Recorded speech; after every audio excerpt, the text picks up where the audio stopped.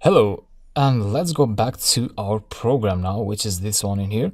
And specifically, we're going to look at these three lines now that you know how to open a file and how to extract the content of that file with Python. It's easy for you to understand these lines. However, maybe you're not very clear about this third line, so I'm going to explain that. First, let me make a summary of what the program does. The program starts executing these lines, it prints out something here, and then it asks the user to enter a pin code. The user enters the pin code, then the program goes to the next line. It reads the function definition. It doesn't do anything because Python doesn't return any output when you define a function. It's just a blueprint. So then it goes to the conditional here.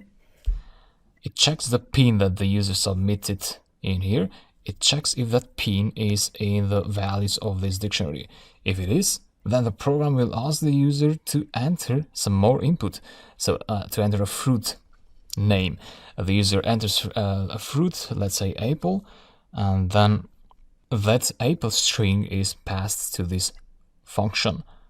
So to the function that you define in here. So now we're executing the function.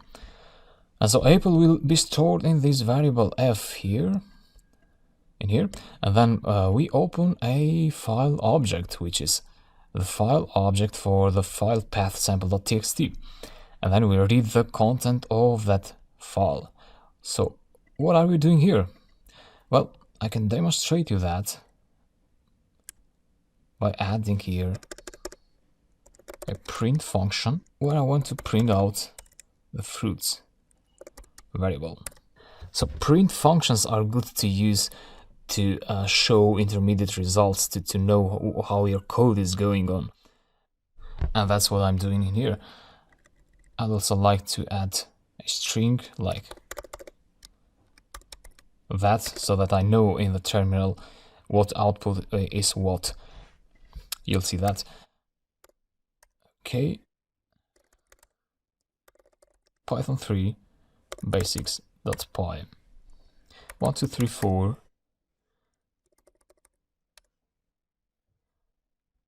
And so this is what we get out of our print function. So the print function printed out the string fruits that I entered, and then the apple, orange, banana. So the content is being read successfully. However, I told you about these break lines, and in Python internally they are like \n characters. So basically, if you do print hello \n and then world, you'll see that the \n is treated as a break line. That's what we have here as well. If you want to see that this is actually a \n, you can use R, which stands for a row. So you want to see the row string, the row version of the string using R. So therefore, what I'm trying to get is that this split lines method here, what it does to this list, to this string, is it removes this \n characters.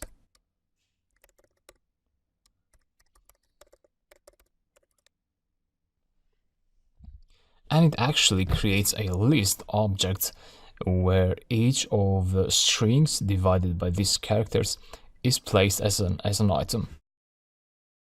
So if you had more, like that, you'd get a list with 3 items, and so on. And that's the idea. Let me cut this with Ctrl K. And you can print out the fruits in here after you have split them with split lines. Execute again. 1, 2, 3, 4. So you see that the fruits after split lines becomes, from string, it becomes a list. Therefore, now you have a list with clean items without any extra characters. And therefore, what we can do now, as you see, we check if f, so f is holding the string that the user input, that the user submitted in here. So if banana is in the list, which is like this, banana in